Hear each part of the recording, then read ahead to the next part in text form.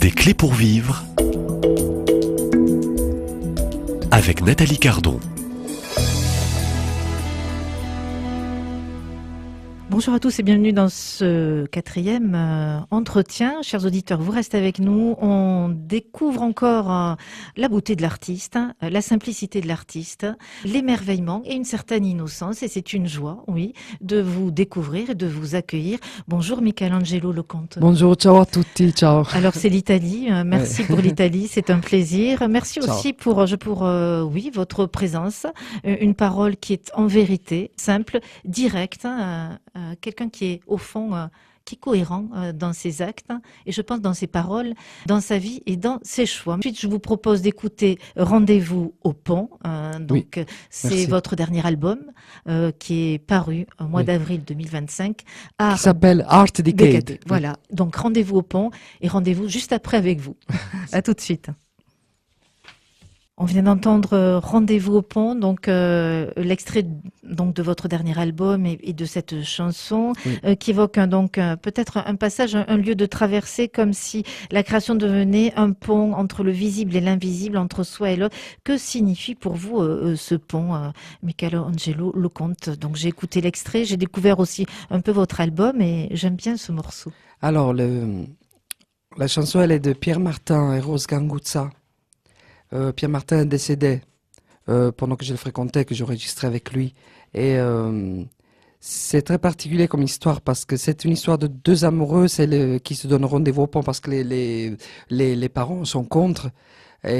Sauf que la fille elle ne viendra pas. Donc le garçon il commence un voyage tout seul autour du monde sans sa fiancée.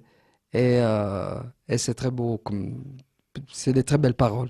Ça m'a toujours ému cette chanson, donc je l'ai chantée à la mort de mon ami, j'ai chanté. Il faut pas oublier les défunts. Il faut pas, jamais. Il faut se rappeler ce qu'ils disaient, ce qu'ils nous disaient, leur trait de caractère, voilà. Il faut pas vivre comme s'ils existaient plus. Voilà, savoir faire encore mémoire. Oui. De ces morts qui nous ont quittés. Donc on parle de deuil, là, ça peut rejoindre aussi certains de nos auditeurs qui vivent peut-être et traversent. Voilà, il y a des périodes de la vie, des déserts et puis des séparations. Oui. Voilà, et la mort. Et la foi, ça aide. Oui. Et la foi, voilà, et la mort est une séparation, mais la foi, en fait, invite à avoir ce regard d'espérance de la résurrection du Christ. Le Christ est bien vivant pour vous dans votre vie? Oui, oui, totalement. Ah oui, moi vraiment, j'ai un rapport particulier avec sa présence, avec sa vie, avec sa parole. Oui. Alors, si on parlait un peu, non pas tout de suite de liberté, mais de création, peut-on dire que créer, c'est pour vous aussi, c'est vous que j'interroge, un moment de prière. Prier, c'est un moment aussi de création. Est-ce que la création, la prière se rejoignent pour vous? C'est forcément un moment de prière. C'est forcément un moment de prière. De véritable prière, voilà. Où on arrive à le faire honnêtement, vraiment, et surtout isolé de tout ce qui nous entoure. C'est-à-dire qu'on arrive vraiment à se focaliser sur la spiritualité. Qu'est-ce que vous entendez honnêtement? Honnêtement, ça veut dire sans distraction, sans spéculation, sans intérêt, voilà, juste à la recherche de quelque chose que tu veux attraper, comme plus dans le cas de la musique, c'est même pas quelque chose de tangible. Voilà, c'est quelque chose qui peut voler, qui peut arriver très loin. La création pour vous est-elle comme un moment un peu de lutte intérieure et puis de combat pour percer finalement à créer et à arriver à ce moment ultime où, au fond, le génie, la magie opère? Oui, vous imaginez pas à quel point on est pollué par tout ce qui se passe autour, à quel point on craint les talents des autres, comme ça. Donc quand on arrive à le faire vraiment honnêtement, c'est ça que je veux dire quand je dis honnêtement. Honnêtement, qu'on arrive à s'exprimer. Quand on est adolescent, on le fait encore mieux. Parce qu'on connaît presque rien de ce qui a été fait avant, à part les disques qu'on achetait. Et donc du coup, on arrive vraiment à s'exprimer au travers de la musique. Si on arrive à rester aussi sincère et aussi créatif, alors oui, c'est intéressant. Adulte, ça devient vraiment une forme de prière. Ouais. Je reviens à l'image peut-être et puis l'extrait aussi que vous avez intitulé Rendez-vous au pont. On a bien compris aussi l'histoire de cette chanson. Ce pont, on peut l'imaginer aussi entre l'invisible et le visible. Voilà, un pont qui relie cette terre au fond, vers l'inaccessible aujourd'hui, Oui. ce monde invisible, ce ciel. Que vous dit-il, ce monde un peu invisible, vous, l'artiste? Ben, moi, j'essaye de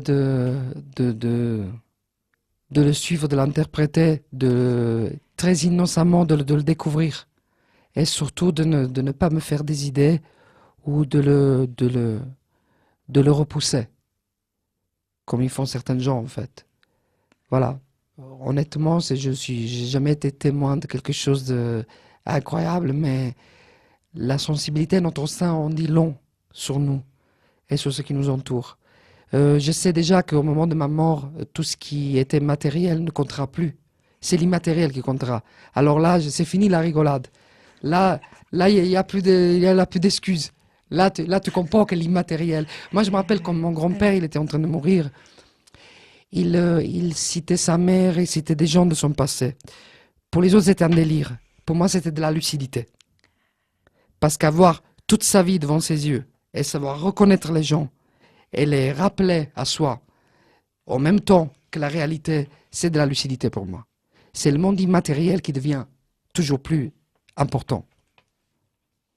Vous êtes un homme totalement libre intérieurement aujourd'hui. Et que vous dit cette liberté? Alors, j'ai fait un départ très libre. Je me rappelle quand je refusais certaines choses avec certains producteurs, ils étaient perdus. Parce que même quand ils m'offraient de l'argent en échange, ils voyaient que je refusais l'argent pour l'instinct artistique. Donc du coup, ils ne savaient plus comment me manipuler. Et là, j'ai compris que j'étais dans le juste.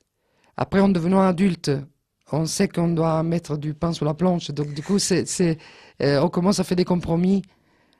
Et là, je suis en train de regretter certains compromis et de me remettre à nouveau seulement de l'image artistique. Mais vous savez, aujourd'hui, il y a des exemples comme ça. Par exemple, il y a la band Radiohead anglaise, comme ça, dont le chanteur, il vit en Italie en ce moment, c'est génial, il s'appelle Tom York. Et, grâce à ma copine, je vais les voir à Bologne bientôt, voilà. Mais eux, c'est la musique, et il y a un public pour cette musique. Il y a un public pour la musique honnête, pour la musique sans promotion, pour la musique vraiment artistique. Il y a vraiment un public.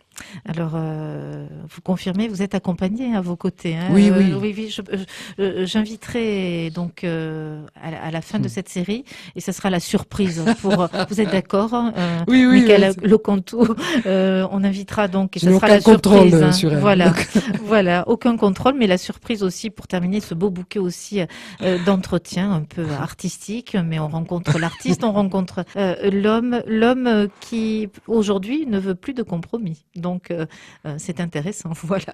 Oui. Je vous propose de vous retrouver demain avec la surprise que nous annonçons. Et je souhaite à tous les auditeurs donc de bien rester fidèles et d'aller vous découvrir un peu plus loin, là, peut-être avec l'album. À demain, même lieu, même heure.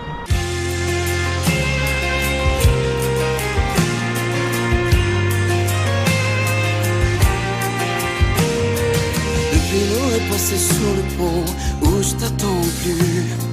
Depuis j'ai stoppé tant de camions que je suis perdu. Après j'ai essayé des avions pour nulle part, mais souvent je m'en reviens au pont de notre faux départ. C'est comme une cicatrice et certains soirs fluorescent les blancs de ma mémoire. Un chuchote mon complice derrière un mur, une confidence comme un vieux serment, un reste d'enfance du vent. On avait dit